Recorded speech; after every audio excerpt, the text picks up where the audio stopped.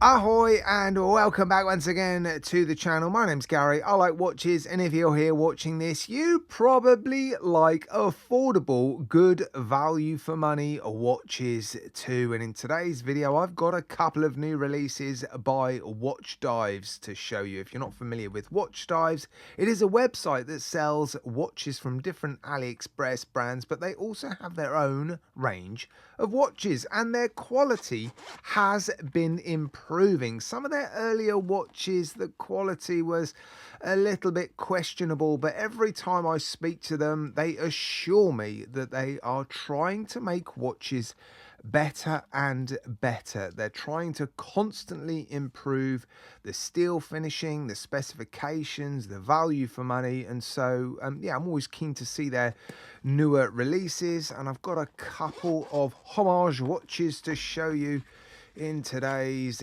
video. Very familiar looking watches, aren't they? We can't credit them with any of the design elements of these watches, but yeah, let me get the plastic off, change the background, do all the usual stuff, and then we can have a look at these watches and see if they're actually any good. Right, I have decided to take a closer look at this chronograph first, and yeah, I'm not wild about asymmetrical cases. I just have never been wild about cases that have different sides like this. It's not that obvious because of the pushers and the crown, but yeah, that decision to widen the case on this side, I guess to sort of incorporate some sort of crown protection and pusher protection, yeah, it's not for me really. Although overall, I do think it's a pretty good looking watch. I think that's just the one thing that's sort of spoiling it a little bit for me.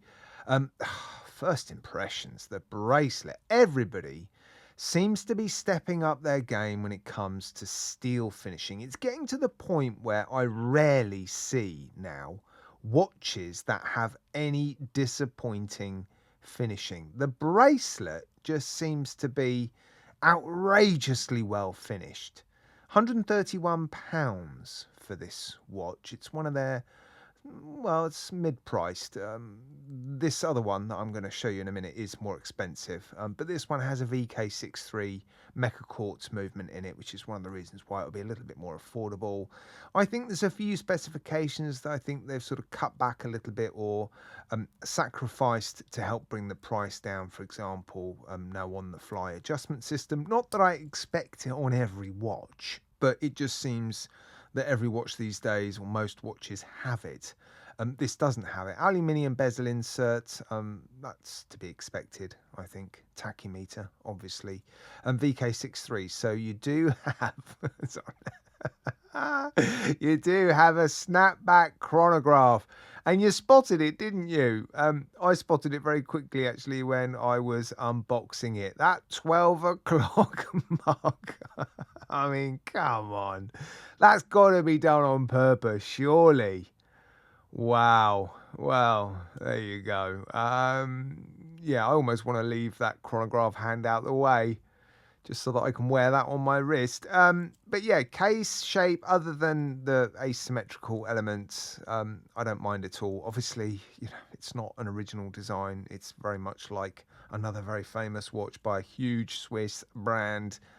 But the finishing, the execution, I keep saying it, has been done, yeah, really, really well. And in fact, the brushing on the inside of the bracelet is just outrageously good. I really like the shape of the links as well, sort of oval links. The clasp is all right, milled inner elements, pressed, well, sort of pressed outer shell.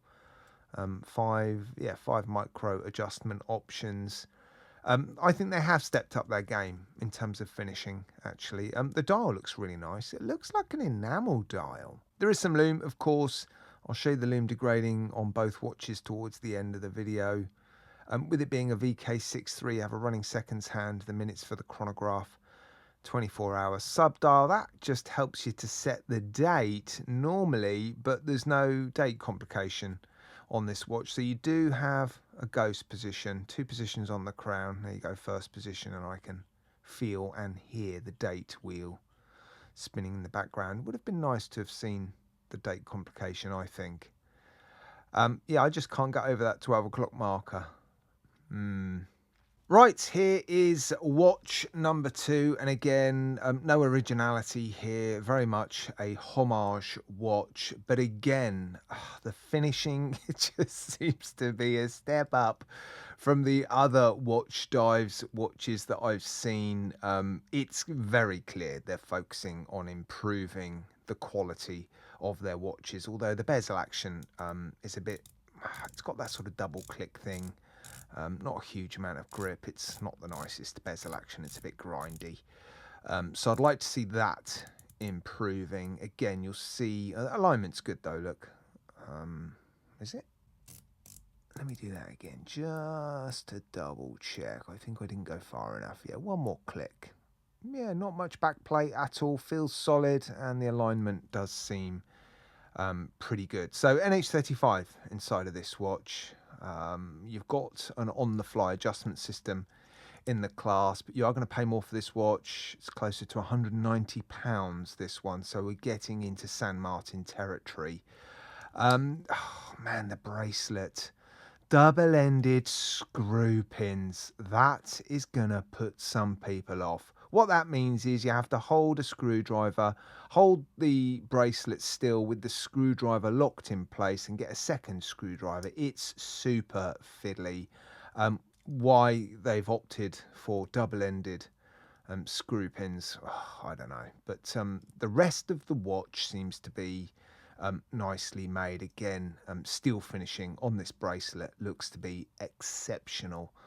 Clasp is good, solid end links, solid links, milled inner elements, milled outer shell, on the fly adjustment system, 200 meters of water resistance, helium escape valve. I suspect it's just a valve that opens up a space for air to travel and for pressure to be equalized, and yeah, for gases to escape from the inside of the watch should you ever take this diving, which I don't think anybody ever will. NH35 has, like the other watch, a date complication, so again we've got a ghost position on the crown. I'd like to see this brand choosing the right movements, or at least using, in this instance, all of the functionality, and maybe even in this instance as well, maybe put the date at the 6 o'clock, or use the NH38. Sapphire crystal on both of these watches looks to be a true double domed sapphire crystal with AR coating. I'll show you the dimensions for both of these watches on the screen. Yeah, it's good. It is good. I'm not wild about this particular design, so this isn't a watch for me. I quite like the design of the other one, although I'm not wild about the asymmetrical case. So I suppose you could argue most cases are asymmetrical because you've got the crown guards quite often, but I just don't like it when the whole side of the case bulges out more than on the opposite side. But yeah, they are impressive pieces, although I think the price of this one means you're going to be expecting San Martin quality and specifications. You're competing with Cronos, IXDAO, other brands like that, so this one is a more difficult sell, but they are definitely heading in the right direction in terms of steel finishing and overall quality. I just don't think they're quite there yet with the likes of San Martin and Cronos. But anyway, I'm sure you guys will let me know what you think of these two watches in my comments section. And as always, guys, thanks for watching. I do appreciate it. Enjoy the rest of your day.